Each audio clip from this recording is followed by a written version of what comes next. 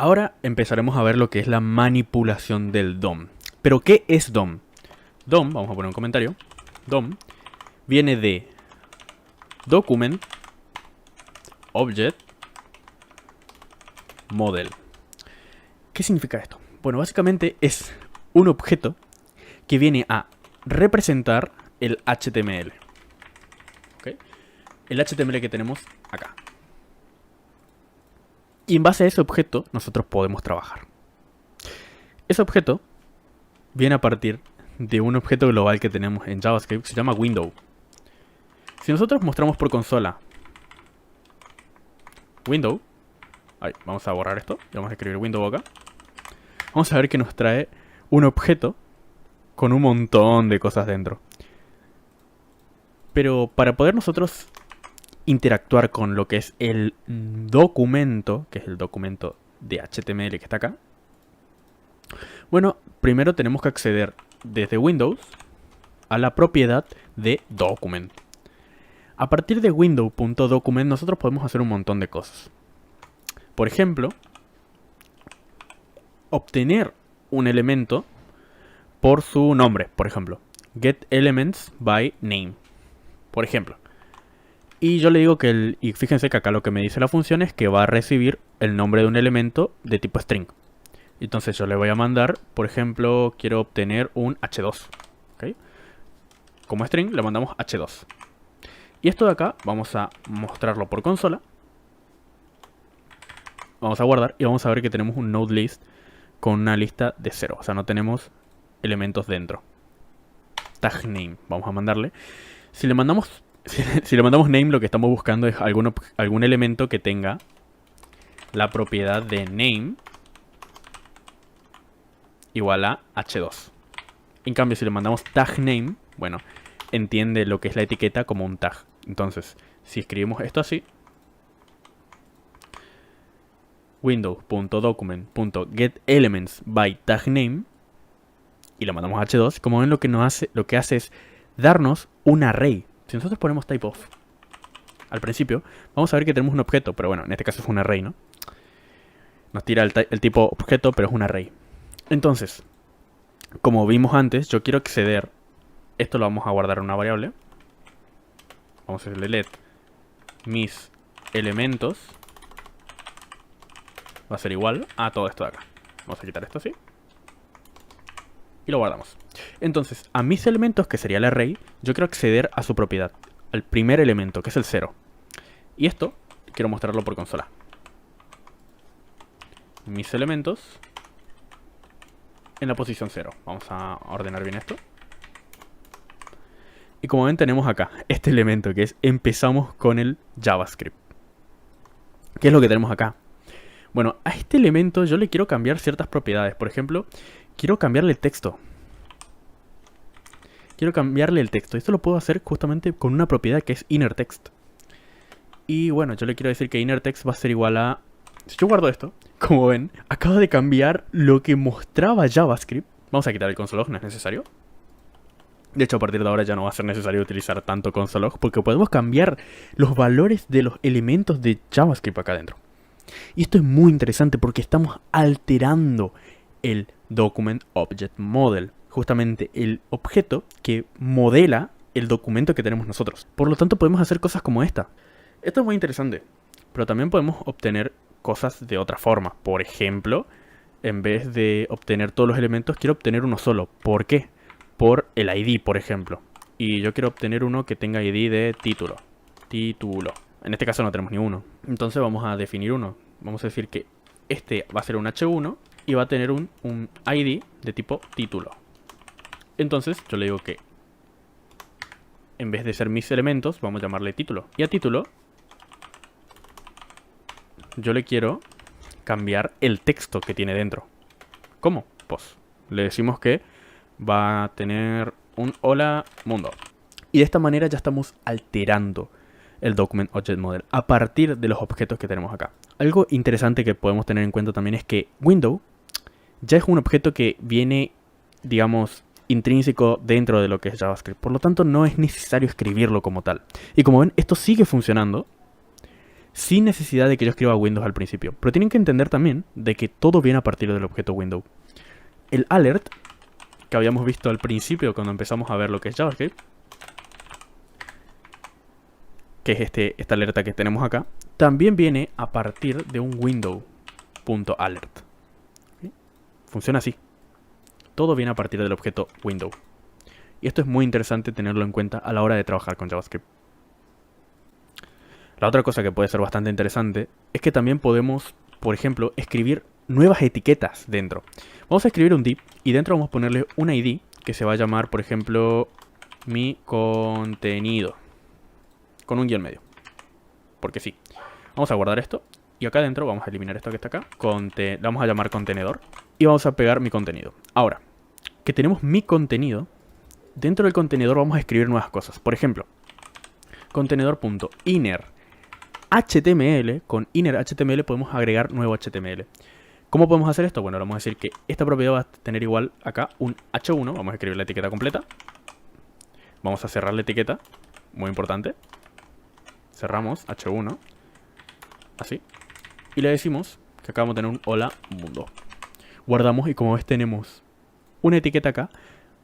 H1 dentro de un div que dice hola mundo. Esto significa que nosotros no necesariamente tenemos que escribir todas las etiquetas dentro del HTML, sino que las podemos generar dinámicamente con JavaScript. Esto significa que si yo, por ejemplo, por así decirlo, tengo una variable que es número 1 igual a, no importa, número 2 con otro número random, acá adentro yo podría sumarlos. ¿Cómo? Cambiando esto por backticks. Y acá es, por ejemplo, sumar número 1 más número 2. Y de esta manera tengo el resultado sin necesidad de escribir todo. Por ejemplo, pongo acá resultado. Y acá lo tenemos. Estamos evaluando primero y luego lo mostramos. Y esto es muy interesante, por ejemplo, si yo pongo un número más simple para que se note. Y de esta forma, por ejemplo, en vez de que estos sean valores estáticos, tener acá adentro, por ejemplo, un input de tipo number que tenga un ID que se llame número 1, tener otro que se llame número 2, tener dos textos y tener un botón que a sumar, por ejemplo. Vamos a sumar dos resultados y lo vamos a mostrar acá. ¿Okay? Por defecto, el resultado va a ser 0. Vamos a llamar resultado acá a esto y lo que vamos a mostrar acá va a ser resultado directamente. Ok, ahora, ¿qué vamos a hacer? Bueno, vamos a justamente conseguir los valores que vamos a escribir acá y hacer una calculadora, una suma sencilla, pero a través de JavaScript. Esto lo vamos a hacer de la siguiente manera. Vamos a definir num1 como lo que tenemos en el documento, getElementById, y sabemos que se llama número 1. ¿Por qué? Porque es el ID que pusimos dentro del input. ¿Cierto? Al input le pusimos un ID, y es el ID por el cual estamos buscando actualmente. Esto mismo vamos a hacer, pero poniendo el número 2 y ID 2. ¿Okay? De esta manera. Número 1, número 1. Num2, número 2. Ahora, para saber bien con qué estamos trabajando, primero vamos a mostrarlo por consola para saber qué nos trae. Num1, por ejemplo, en este caso. Como ven, dice que el resultado no está definido. Bueno, acabo de borrar el resultado sin querer. Ahora, como podemos ver, estamos trabajando justamente con el input. Y algo muy importante es que este input tiene varias funcionalidades dentro. Vamos a guardar esto. Como ven, estamos trabajando con el input. Algo muy importante que tenemos que tener en cuenta es que vamos a primero guardar esto en un objeto para que se vea un poquito mejor así. Y de esta manera pues nos ahorramos que nos muestre el elemento como tal y podemos acceder a sus propiedades y verlas acá. Vamos a buscar por acá. Vamos a ver que hay más valores. Como ven, tenemos su propiedad value. Si yo dentro de lo que es num1 pongo value, vamos a ver que no nos sale nada. ¿Por qué? Porque el valor al principio es 0. Si yo vengo acá y le cambio el valor que viene inicial, guardo, como ven me sale el valor que tiene que ser. Pero acá lo tenemos en formato de texto. Vamos a buscar, vamos a ver acá, si ponemos type of. Claro, ¿qué pasa? Yo string no los puedo sumar, por lo tanto tengo que transformar esto. ¿Cómo lo podemos hacer? Bueno, podemos usar una función que ya viene desde window, desde el objeto window.parseInt. En mi caso yo quiero parsearlo esto como entero. Y como sabemos que no es necesario usar window, podemos usar simplemente parseInt. Y vamos a pasar este valor que nos viene por acá como número. Ahora, ¿qué pasa si este valor es undefined? Si no tenemos nada. Pues que tenemos not a number. Entonces, ahora tenemos un problema. Si no tenemos ni un valor al principio, entonces, ¿cómo cambiamos el valor? Bueno, lo interesante es que al principio nunca vamos a tener un valor. Esto va a estar vacío. Entonces, tenemos que ponerle un valor recién cuando le damos a sumar. El problema viene en este momento. Cuando nosotros estamos guardando este valor en una constante. Esto lo hacemos al principio, cuando todavía no hay ni un valor. Por lo tanto, esto está mal. Esto no lo tenemos que hacer todavía. ¿Cuándo debemos hacer esto? Una vez que damos a sumar. Y acá entra una cosa muy interesante y muy importante en JavaScript, que son los eventos.